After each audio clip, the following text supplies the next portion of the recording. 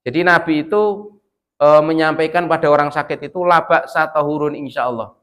Jadi tidak apa-apa sakitmu dengan izin Allah akan sembuh. Walaupun penyakitnya itu adalah sesuatu yang berat, tapi yang disampaikan apa? La ba'sa tahurun insyaallah.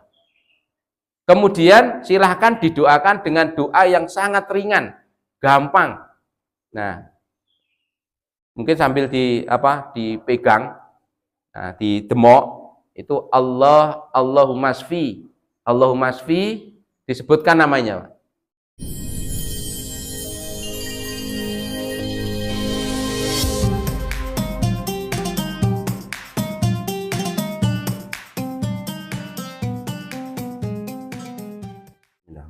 Assalamualaikum warahmatullahi wabarakatuh. Innal hamdalillah nahmaduhu wa nasta'inuhu wa nastaghfiruh wa na'udzu billahi min syururi anfusina wa min sayyiati a'malina may yahdihillahu fala mudhillalah wa may yudlil fala hadiyalah. Asyhadu an la ilaha illallah wahdahu la syarikalah wa asyhadu anna Muhammadan abduhu wa rasuluh. Allahumma sholli ala Muhammad wa ala ali Muhammad. Ya ayyuhalladzina amanu taqullaha haqqa tuqatih wa la tamutunna illa wa antum muslimun.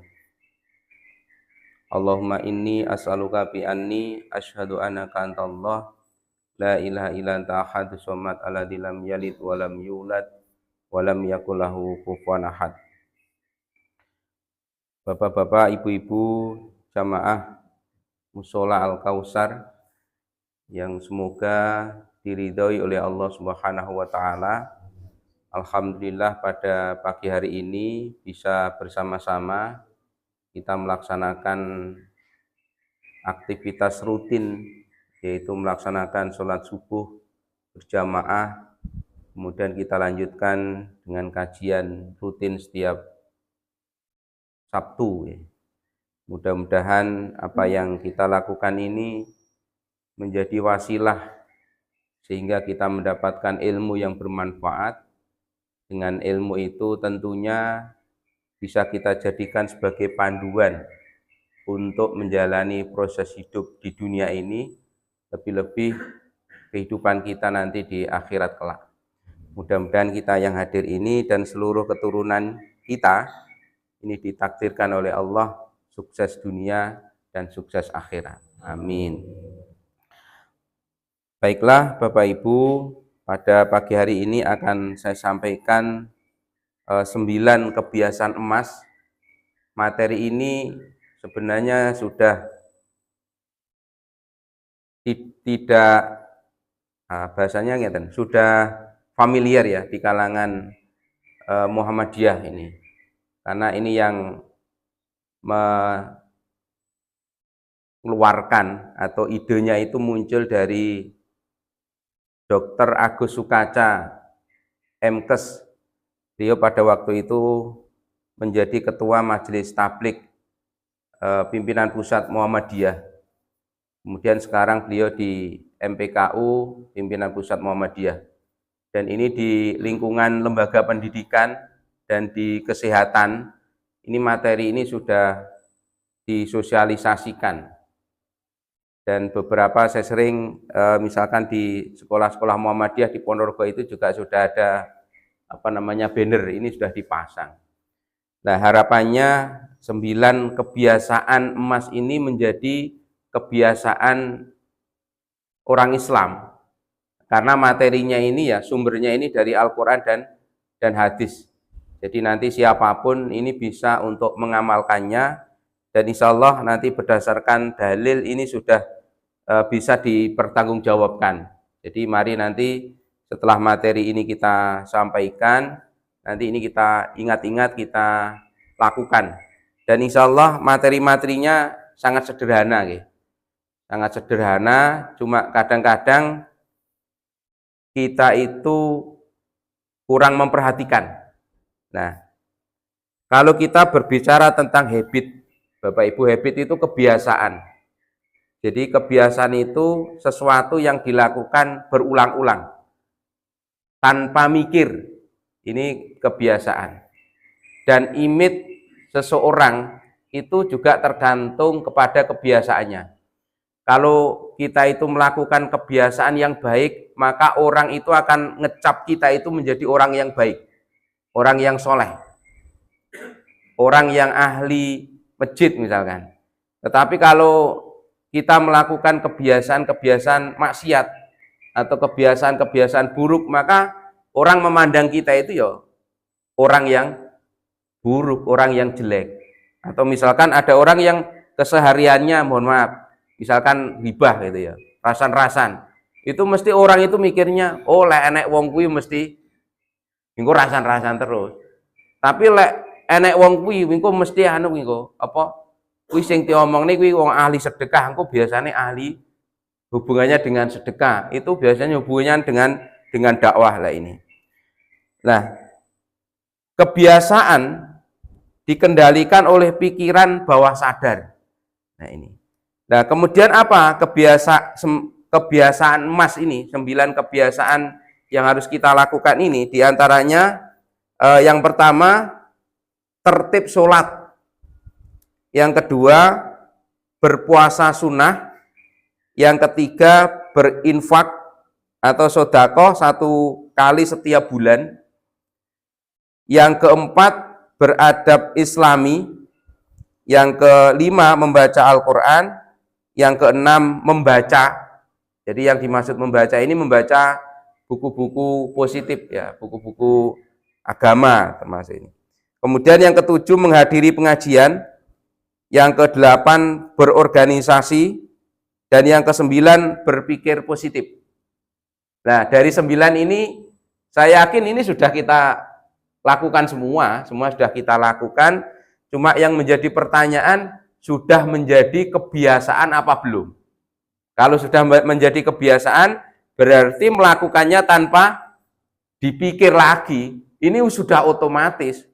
Nah contoh, kegiatan pengajian, ini kan 2 minggu, 1 minggu sekali, ini kan sudah tersetting ini di pikiran kita. Oh berarti setiap Sabtu pagi, aku berarti kudu sholat berjamaah di Al-Kausar. Nanti setelah sholat jamaah, pengajian, setelah pengajian, makan bareng, setelah makan bareng, jagungan, atau sholat suruh, atau setelah sholat suruh, pulang. Ini sudah menjadi apa kebiasaan. Dan ini image di luar. Itu kalau kita ingin mencari pengajian subuh, setelah subuh berarti di Al-Kausar. Ini termasuk apa? Habit. Nah ini. Nah, habit yang pertama, Bapak Ibu, ini adalah sholat. Nah, yang dimaksud sholat di sini adalah sholat fardu dan sholat sunnah. Nah, bagaimana pelaksanaannya?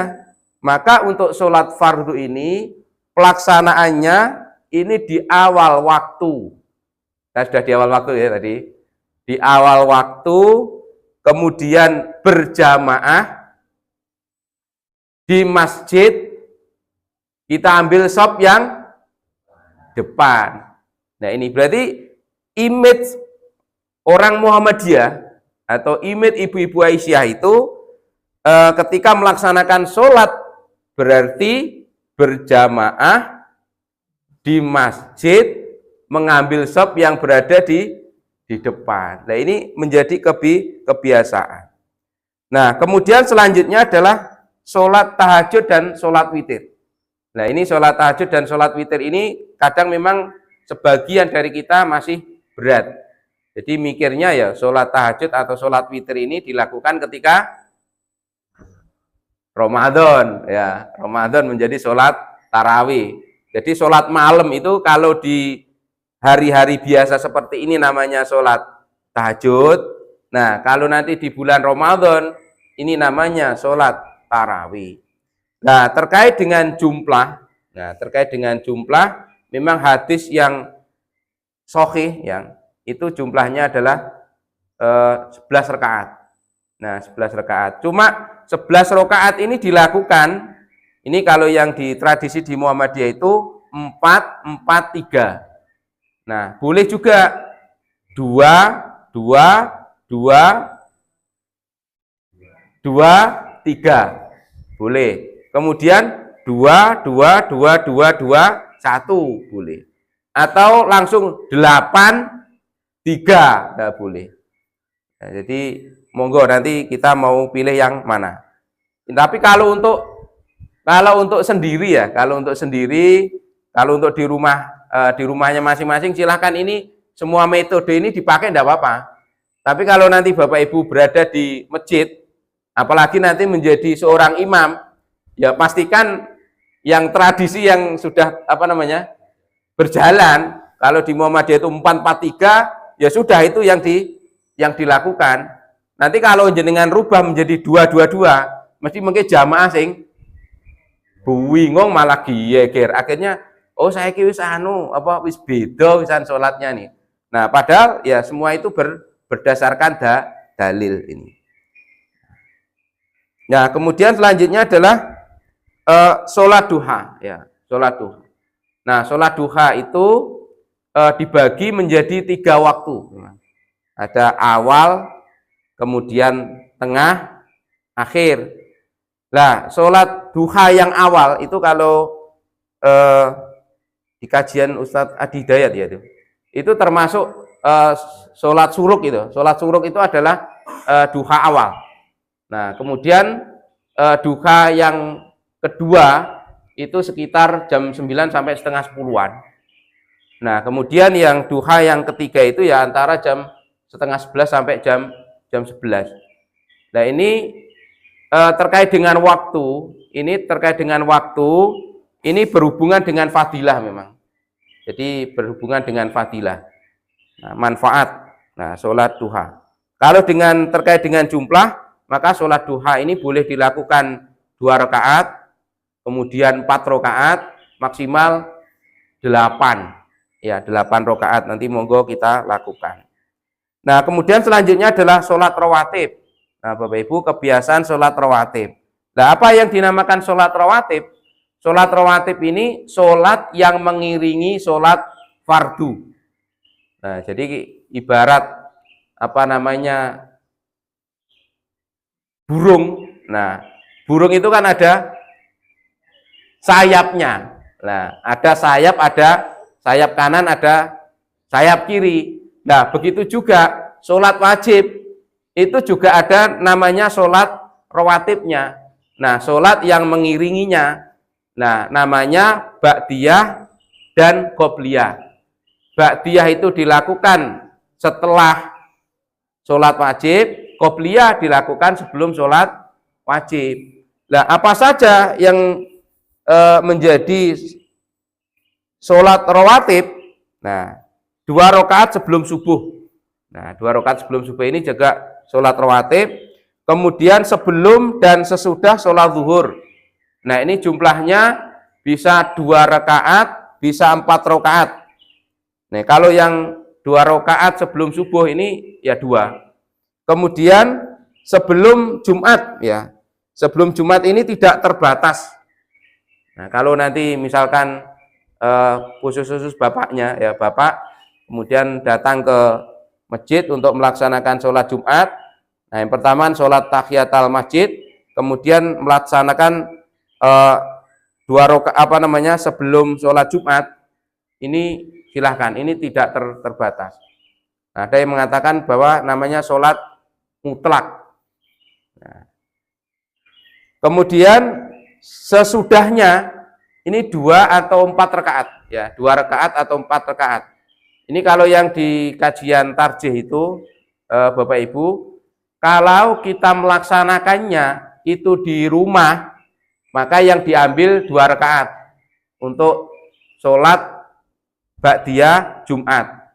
Kalau di masjid itu kita ngambilnya yang 4 rakaat. Nah, cuma 4 rakaat itu bagaimana tekniknya? Tekniknya 2 rakaat salam.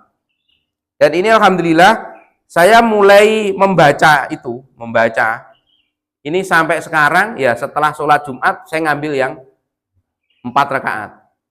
Karena bahasanya yang lebih utama kalau setelah sholat Jumat yang paling utama kalau kita ngambil 4 rakaat itu yang di masjid. Kalau 2 rakaat berarti yang di rumah. Nah, misalkan kita di masjid 2 rakaat, kemudian kita pulang sholat di rumah 2 rakaat, boleh apa enggak? Enggak ada tuntunan yang apa namanya, yang mengajarkan. Atau misalkan kita yang di masjid 4 rakaat, kemudian di rumah 2 rakaat, boleh apa enggak? Enggak. Jadi kalau tuntunannya di masjid 4 rakaat, kemudian di rumah 2 rakaat. Yang lazim, nah, yang lazim berarti yang terbiasa. Ya, biasanya kalau kita lihat apa jamaah itu rata-rata setelah Jumat itu sholatnya 2 rakaat. Untuk yang patang rakaat itu jarang dan saya belum pernah menemukan ini. Dan ini padahal di lingkungan kita yang di Muhammadiyah itu ya apa namanya itu tadi 4 rakaat yang di masjid, kalau ngambil 2 rakaat yang di rumah. Nah, kemudian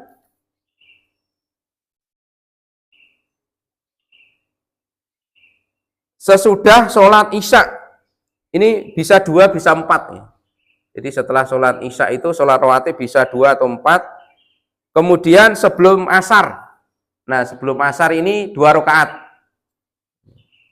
Jadi kadang-kadang kan kita sebelum asar apa namanya nggak melaksanakan gitu. Tapi ternyata di Muhammadiyah itu malah ada tambahan. Dan memang kalau kita dulu pernah belajar waktu di madrasah itu ya ada sunnah muakkad dan ghairu muakkad itu. Jadi kalau dulu itu ada sebenarnya ada yang sholat apa namanya rawatib itu ada yang 10 rakaat, ada yang 12 rakaat. Ini termasuk kalau di Muhammadiyah ternyata diambil.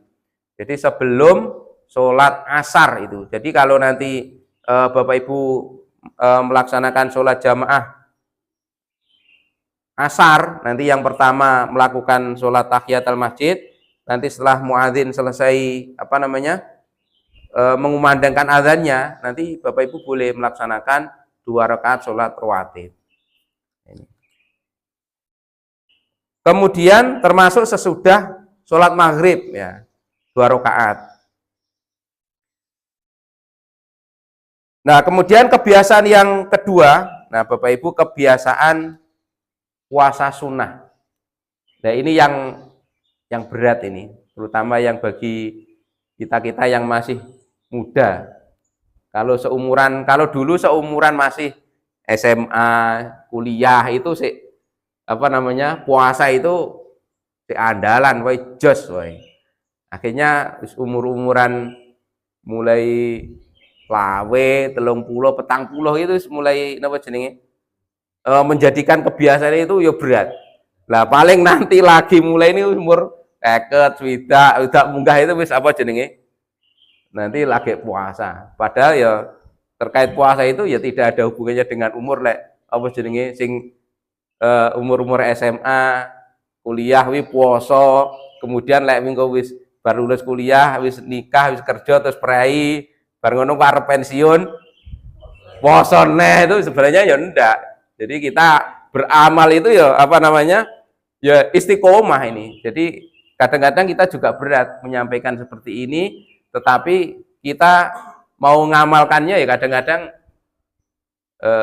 ya digandoli dengan berbagai alasan. Jadi kadang simpel itu. Kalau untuk yang masih aktif di dunia kerja itu alasannya kadang-kadang itu sepele dan itu sebenarnya bisa diatasi. Kadang-kadang kalau pas Senin sama Kamis itu lek gak rapat, jadi kok rapat lek Senin Kamis. Padahal lek hari-hari Selasa, Rabu, Jumat, Sabtu kadang-kadang ya ora. Nah, lek gak ngoten, kadang-kadang itu kegiatan takziah yang ada di luar kota. Akhirnya bahasanya kan ngejak mampir. Masa gak mampir kan yo ora dibarengi yo ora penak. Apalagi menghargai, menghormati lah teman yang warung lah itu. Ya kadang-kadang ya berat. Kita itu berusaha untuk menjaga istiqomah puasa itu. Nah, saya itu pernah ngeten. Saya sudah niat puasa. Nah, kemudian siang itu tahu-tahu itu diajak mampir temen yang tenggon baksonan katanya. Nah, yang ngajak itu kalau misalkan mohon maaf nggih, kelasnya itu rodok dubur ngono gak apa-apa. Apa namanya, kita itu menolak yang ngajak kan yo, maksudku ya orang-orang yang biasa, terus mungkin saya menghargainya itu ya dari apa, ketulusannya, keikhlasannya dan sebagainya, ya akhirnya tetap napa jenenge, iya yus, kita sambil maem bakso itu yus bismillah Allahumma barik lana fima, akhirnya setelah itu sore jam 2 itu juga ada lagi yang ngajak lagi. Akhirnya ya sudah kita sampaikan, aku mang sakjane poso lho. Lah jenengan mboten matur lek poso, ya ora penak ya. Poso diomong-omongne kan gitu. Tapi ada yang memang kalau kita itu kuat, ya makomnya itu kita makom yang tinggi sejak awal ya wis. Mohon maaf, saya puasa. Tapi lek kok berdua, wis dijak konco, mohon maaf, napa jenenge? Poso kan ya menyakiti hati kan ya ora penak. Tapi ini sebenarnya hanya alasan apa jenenge? Alasan klasik ya. Apalagi kalau urusan apa gara-gara ini, kadang ya lucu di satu sisi. Mosok poso urusan pangannya dibatalkan kan ya lucu, panganan iki apa lho sing urung dipangan. Oh, saya kabeh lho wis dipangan nggih. Nah ini. Dan ternyata ketika kita itu puasa, itu pasti badan kita itu akan sehat. Wis to. Percaya ora percaya, yakin ra yakin, yang punya keluhan mah itu alasannya misalkan kon poso Senin Kemis punya mah, poso Daud punya mah, poso Bid punya mah, tapi dilalah lek poso Ramadan mae mari engko bar poso Ramadan wayah poso Syawal mae kumat lah ini. Jadi termasuk alam bawah sadar kita itu juga akan disetting. Kenapa lek waktu Ramadan itu istilahnya orang yang punya keluhan mah kemudian dia puasa masih tetap kuat? Kenapa, Bu? Nah, pertama niat, yang kedua poso Ramadan ini wajib. Lek wingkora poso Ramadan berarti di luarnya nyaur ganti. Berarti poso ora poso, istilahnya kok ora poso di luar Ramadan ya tetap ganti. Nyapo lek poso sunah kok orang itu istilahnya keluhannya itu kumat karena satu wong sunah ya kan gitu toh. Sunah ora dilakoni ora dosa kan gitu. Nah, ini jadi istilahnya itu niat itu kurang. Jadi ternyata niat itu juga berpengaruh. Nah, apa kebiasaan puasa? Nah, pertama adalah puasa 3 hari dalam sebulan. Ini yang dinamakan puasa Ayaumul Bid. Kapan kita puasa Ayaumul Bid? Oke, tanggal 13, 14, 15. Ternyata di kajian tarjih itu yang penting kita itu poso telung dino di 1 bulan itu. Apakah nanti tanggal 1, tanggal 2, tanggal 3 boleh di awal itu. Kemudian hari Senin, hari Kamis, kemudian hari Seninnya itu boleh. Jadi kita boleh memilih yang penting 3 hari. Nah, cuma yang memang lazim itu ya tanggal 13, 14, 15. Kemudian puasa Senin dan Kamis. Yang ini yang lazim biasanya ya Senin Kamis. Jadi kalau nanti kita mau melakukan kegiatan-kegiatan yang berhubungan dengan makan-makan, ini biasanya Senin dan Kamis itu agak dihindari. Dan kalau kita sering ngajak temen untuk ning warung, nah biasanya Senin Kamis itu ya juga wis kingko biasanya poso. Nah ini. Kemudian puasa Nabi Daud. Ya, puasa Nabi Daud itu sehari puasa, sehari tidak. Sehari berpuasa, sehari berbuka. Ada yang Bapak Ibu yang sudah puasa Daud? Berat ya? Senin Kamis sudah. Senin Kamis, kemudian Ayaumul Bid, monggo. Kemudian habit yang ketiga berinfak atau sodakoh 1 kali sebulan minimal, sekali sebulan ya. Jadi ya kurang lebih ya 2,5% dari uang bulanan. Nah, kalau bisa ya 2,5% lebih. Kalau kita yang laki-laki insya Allah rutin ya. Kapan? Jumat. Jumat itu kan kota amal ya, minimal 2.000, 5.000, 10.000. Nah, terkait dengan apa namanya? Dengan infak. Nah, ini. Boleh enggak infak itu diduduh nih koncone? Misalkan ini kota amal ya, naik kota amal, kemudian di apa jenis mengelok-melok dilebok nih ngoten asal Bu. Apa kudu ditutupi ngoten?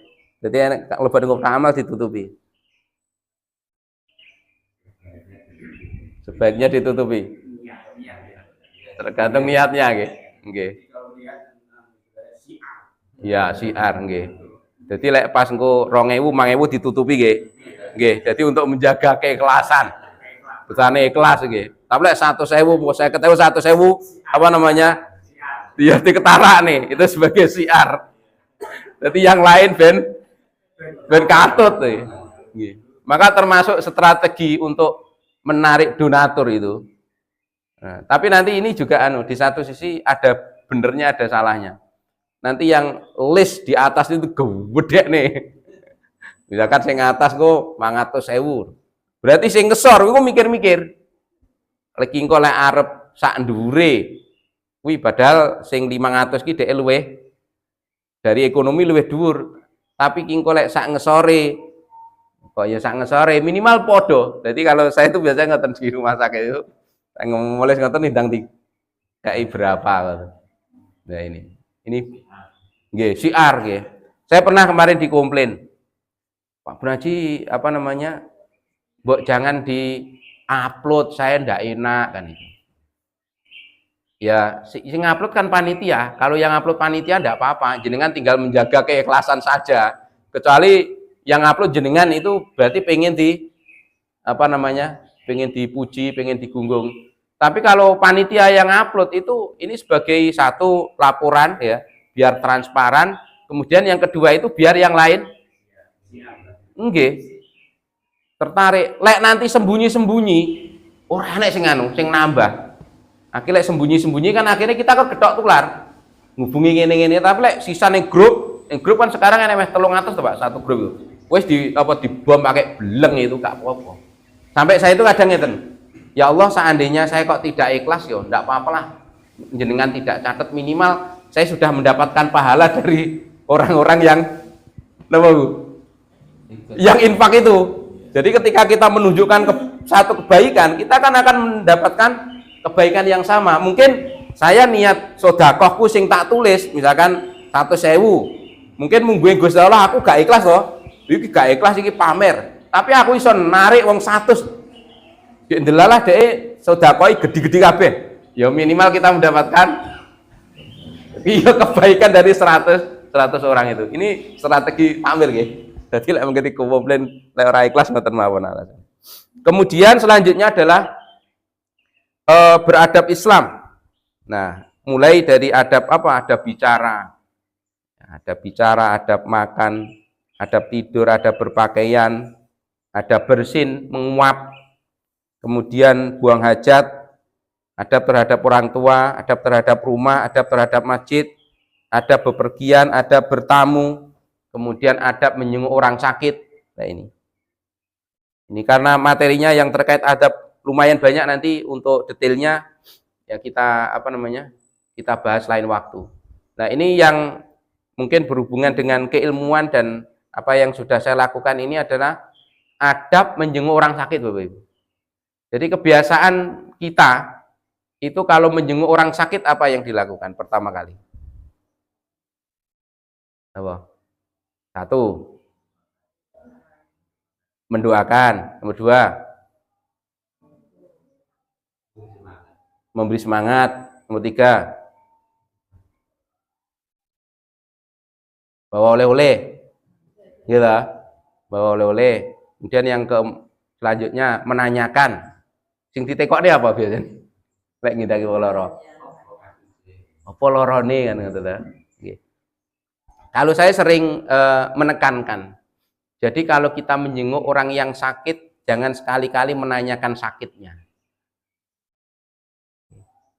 Silahkan ditanyakan bagaimana kondisinya, bagaimana keadaannya. Anu pripun keadaanipun. Kalau nanti kita tanya keadaannya, situ kok mau menjelaskan sakitnya terserah. Tapi kalau kita tanya sakitnya, ada sebagian orang itu bahasanya itu waleh, misalnya. Lek Jawa niku jeleh. Napa jeleh? Iya waleh nih wow. Apalagi sakitnya itu sakit-sakit yang ganas, sakit yang mematikan, wis gak enek. Bahasanya itu tidak ada kemungkinan sembuh. Wah itu stres, Pak. Saya sering menyampaikan itu ada pasien itu diagnosa medisnya itu kanker. Nah, kemudian dirawat di rumah sakit. Nah, setelah itu dibawa pulang. Setelah dibawa pulang, biasa orang desa itu kalau ada tetangga atau saudaranya yang baru pulang dari rumah sakit itu kan rombongan-rombongan anu nggih.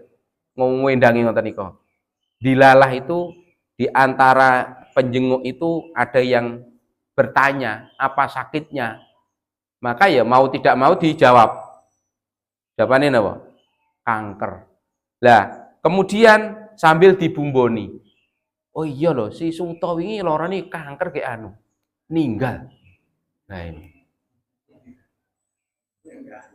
Lah itu. Akhirnya apa? Kira-kira tiang ini ku bahagia apa seneng? Kan don kan? Nah itu. Nah, setelah itu dia kepikiran, akhirnya besoknya kalau tidak salah itu dibawa lagi ke rumah sakit. Wes, kita mengedukasi, awalnya sudah kita kasih semangat, sudah mau menerima sakitnya. Akhirnya wis ngedrop bleng, wes ngedrop sampai tekan pati. Gara-gara nih apa? Tekok opo loromu. Beda kalau kita itu memang ahli di dunia ahli di dunia pengobatan tidak masalah. Apakah itu pengobatan medis maupun tradisional. Tapi kalau kita orang awam, lebih amannya itu adalah tanya bagaimana kondisinya, bagaimana keadaannya. Nah, kemudian yang selanjutnya adalah menyemangati. Jadi Nabi itu menyampaikan pada orang sakit itu labak satahurun insya Allah. Jadi tidak apa-apa sakitmu dengan izin Allah akan sembuh. Walaupun penyakitnya itu adalah sesuatu yang berat, tapi yang disampaikan apa? Labak satahurun insya Allah. Kemudian silahkan didoakan dengan doa yang sangat ringan, gampang. Nah, mungkin sambil dipegang, nah, didemok itu Allahumma shfi disebutkan namanya. Kalau namanya Ahmad ya Allahumma shfi Ahmad. Allahumma shfi Ahmad, Allahumma shfi Ahmad. Allahumma shfi Ahmad. Ini doa yang paling ringan.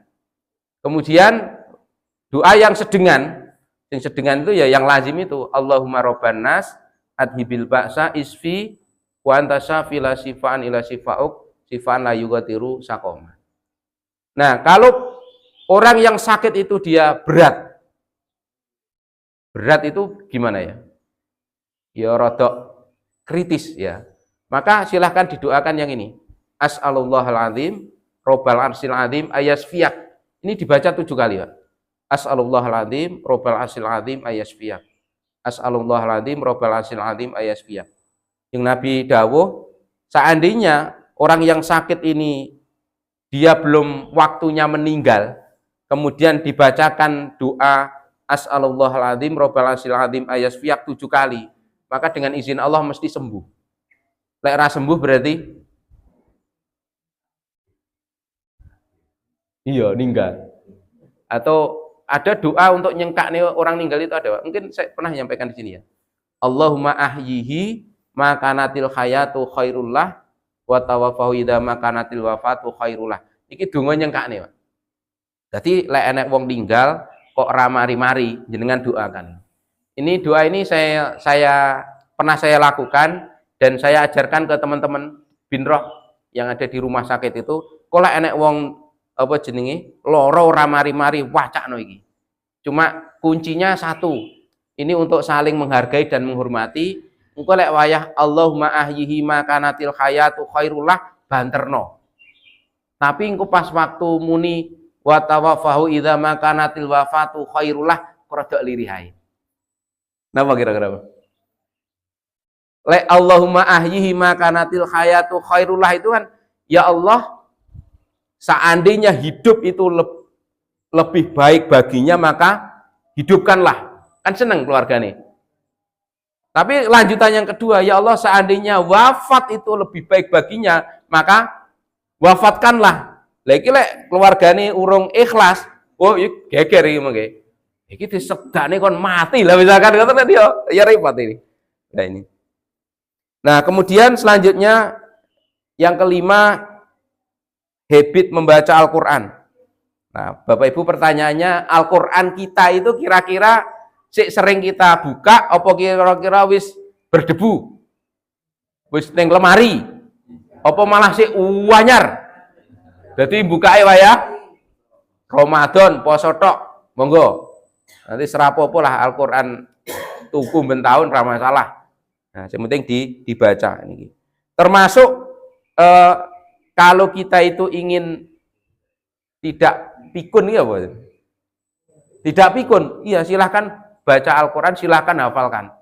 Ini termasuk saya yang di rumah sakit itu mulai sekarang itu sudah fokus konsen ke teman-teman itu adalah Qurannya. Ini tak benahi Quran.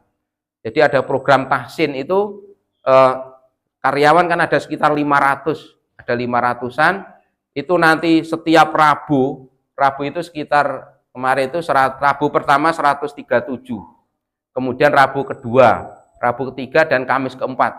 Jadi semua karyawan kita wajibkan untuk ngaji. Nah, sementara untuk Oktober November ini kita benahi yang program tahsinnya, kemudian nanti insya Allah Desember itu yang hafalannya. Nah, harapannya apa? Nanti kalau karyawan itu sudah purna dari rumah sakit, purna kan sekitar umur 58. Nanti dia punya gawean yang omah. Minimal apa? Ngajari ngaji putu-putu ini gitu. Bengke kan bapak-bapak yang pada ruwepet nyambut GKB. Nah itu. Atau lek nggak ngajari ngaji putu nih, minimal neng masjid barang tatak. Ada sebagian orang itu tidak mau ke masjid. Nyapo? Siji lek kon adzan. Nomor loro lek kon ngimami, nomor telu lek wayah tadarusan Ramadan ngoten niku lek kon ngaji. Nah, maka untuk mengatasi masalah-masalah seperti itu mulai sekarang ini udah ngaji. Dan ternyata orang-orang yang aktif ngaji itu rata-rata hidupnya mesti sehat. Tapi lek orang itu wis nggak ada aktivitas ngaji dan sebagainya, bar pensiun, oh stres kadang-kadang. Apalagi mohon maaf ya di tempat kerjanya dulu itu dia jabatannya dhuwur. Nah, dulu waktu menjabat itu orang itu patut kan sungkem toh, Pak. Nah, sekarang wis medun, ya, masyarakat nganggepe wis biasa. Nek biyen ngono masyarakat mungkin sih ada kepentingan, oh kuwi anu pimpinan. Ya minimal besok lek anak-anak lek anakku wis nyambut gawe njaluk tulung. Nah itu. Saiki wis biasa sama dengan kita. Kemudian habit membaca, Bapak Ibu. Nah, pertanyaan kapan terakhir Bapak Ibu membaca? Bukan baca WA. Ayo, jenengan terakhir membaca kapan? Di minggu ini Bapak Ibu membaca. Lek Bu Guru wis genah ya, Bu Guru. Sing aktif tapi lek Bu Guru sing wis sing ora jenis sing ora aktif enggak tahu. Baca. Baca apa? Buku-buku agama. Bapak Ibu jenengan harus bersyukur. Di antara teman-teman saya itu sebagian sekarang itu yang sudah mau pensiun dan yang pensiun itu yang di kalangan medis itu sekarang sudah mulai aktif untuk di kegiatan-kegiatan keagamaan. Padahal yang dulu itu ya penting nyambut gawe mlumpuk nih duit sak oke. Ternyata sekarang itu beliaunya butuh. Maka dalam bahasa agama itu ilmu agama iki sapa ae profesine butuh. Ilmu salat niku tenaga medis butuh mboten? Butuh. Yang biasa butuh betul, butuh kabeh butuh lah ini. Maka diantaranya untuk apa namanya mendapatkan ilmu itu ya melalui membaca. Nah, maka perintah Al-Quran itu kan pertama kali kan Iqra kita disuruh baca. Nah, monggo nanti baca buku, buku-buku motivasi, buku-buku sejarah, nah buku-buku agama. Kemudian yang ketujuh, nah ini masih 3 ya, menghadiri pengajian. Nah, menghadiri pengajian, alhamdulillah ya Bapak Ibu sudah rutin. Ini silahkan ini dijadikan kebiasaan menghadiri pengajian.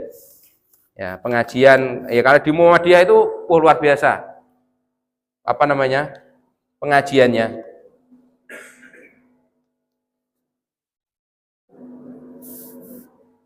Menguat. Ya. Nah, ada yang pengajian masjid, ya, ada pengajian masjid, ada pengajian ranting, dan alhamdulillah ranting-ranting kita juga sudah banyak. Nah, kita yang di cabang itu alhamdulillah kegiatan luar biasa. Ini cuma tergantung nanti dari takmir sama ranting itu bagaimana mengikuti kegiatan cabang, Bapak Ibu nggih. Alhamdulillah kemarin kita ngadakan pelatihan mubalek. Alhamdulillah dihadiri sekitar kurang lebih 70 orang.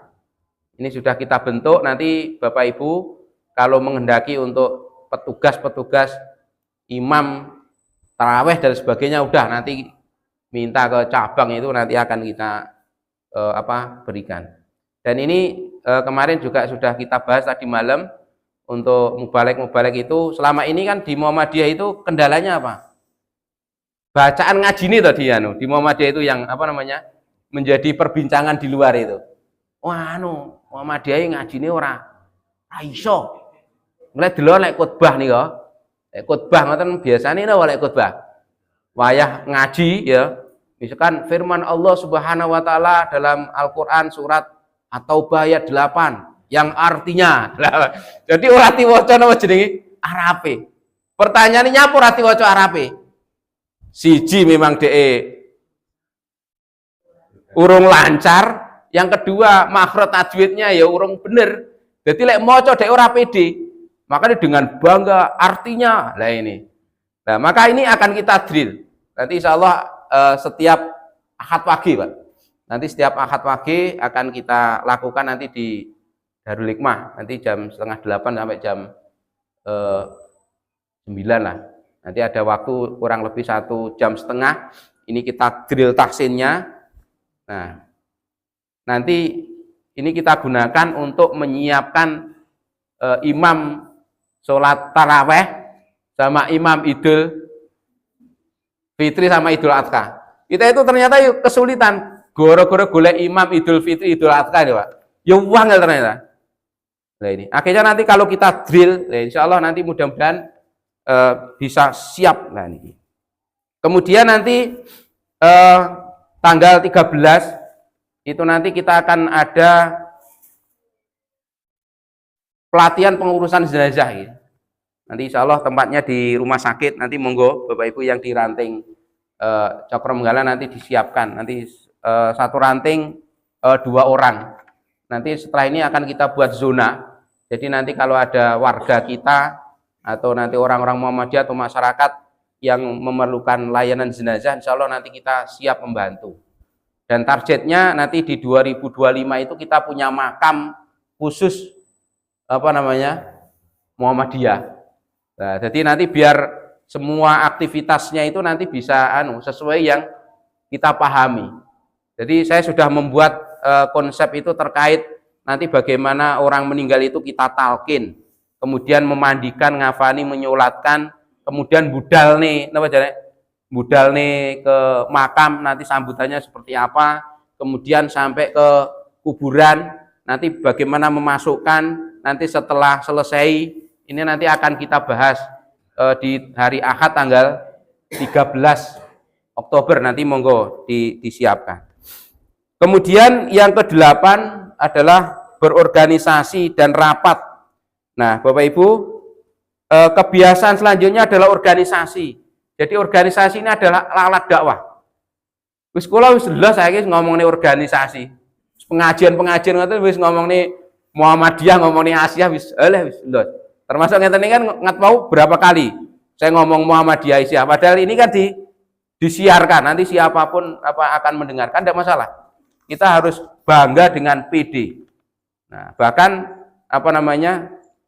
baju saya itu rata-rata 99% itu Muhammadiyah. Kaos niku ya, itu Muhammadiyah, kabeh Muhammadiyah. Biyen arep ngangge kaos Muhammadiyah, baju Muhammadiyah lho ora wani. Saiki lah mbok neng di kendel. Sampai kadang-kadang itu ya kebacut. Acara-acara sing ning Muhammadiyah apa jenenge? Di Muhammadiyah itu kan dihindari loh. Kadang-kadang kita mendapatkan undangan yo ngangge kaos apa sini? Ngangge klambi Muhammadiyah. Lah engko lek jaman saiki ki difoto ya. Difoto di-upload viral kan yo. Kemeng juga lah ini. Ini. Jadi sebenarnya ya gak pas itu, gak pas. Tapi duwene klambine apa? Muhammadiyah HP. Nah, silahkan Bapak Ibu, ini kita berorganisasi ini betul-betul dimanfaatkan. Kalau kita ngomong nih repot, renek sing ra repot. Dan rata-rata kita yang aktif di organisasi itu kalau nanti istri dan anak-anak kita gak saling legowo, wis bendino paling kok dikomplain tok. Pagi kita kerja, nanti mulai pertemuan rapat, malam rapat nih oleh bapak-bapak minimal yo jam 10 lho, Pak. Minggu rek diterus nih ngobrol ngalor ngidul ngoten niku lho niku. Nah, setiap hari seperti itu. Tapi ternyata kalau kita belajar dari bapak-bapak yang dari PP Muhammadiyah, ibu-ibu Aisyah sana, itu kita kelasnya kan ranting gitu nih, ranting, kelasnya takmir, paling opo lo rapat kita. Sing kelasnya PP kan rapat kan antar nopo jenis provinsi. Nah, saya sampai ketika memotivasi teman-teman itu, Pak Profesor Haidar Nasir sama Ibu itu podo-podo pimpinan. Nah, kira-kira ketemu nih kapan? Belum tentu sesasi pisan ketemu. Kadang-kadang ketemuan itu pas ada acara di mana, misalkan yang ngundang itu apa jenenge bareng tempate, akhirnya iso ketemu di situ. Ya karena konsekuensi itu yang pilihan yang harus ditanggung. Dan yang terakhir, Bapak Ibu berpikir positif. Kurang berapa menit? 2 menit ya. Nah, berpikir positif kebiasaan tidak sekalipun berbicara atau mendengarkan tentang aib atau keburukan sesama muslim. Ini yang paling abot, Pak. Kita tidak membicarakan keburukan atau aib sesama muslim itu berat. Pertanyaannya Bapak Ibu sedino iso orang ngomong nih keburukannya orang lain. Bisa betul? Insya Allah bisa ya. Nah, walaupun termasuk mohon maaf loh, sekarang itu membicarakan, Pak Bonaji aku belas orang tahu metu aku neng ngomong WA ngomentari neng grup, kayak pedes itu tahu ora. Nah, ternyata mohon maaf Bapak Ibu, kita komentar di grup itu sebenarnya itu nilainya itu sama ketika kita itu ngelok nih koncone awake dhewe pas napa jenenge ketemuan langsung ngeten Pak. Lek mboten percaya ngeten, silahkan nanti di grup takmir atau di grup ranting. Lek wonten tiyang komentar, kok jenengan uneni Pak teng mriku. Jajal lho. Uneni genten sing jenengan ora sepakat pokok intine. Bar ngoten kok jenengan ketemu wayah ning masjid ngeten iki.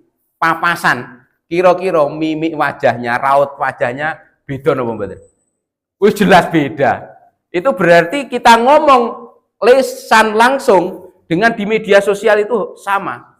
Maka di Muhammadiyah itu ada namanya etika berkomentar di media sosial itu ada.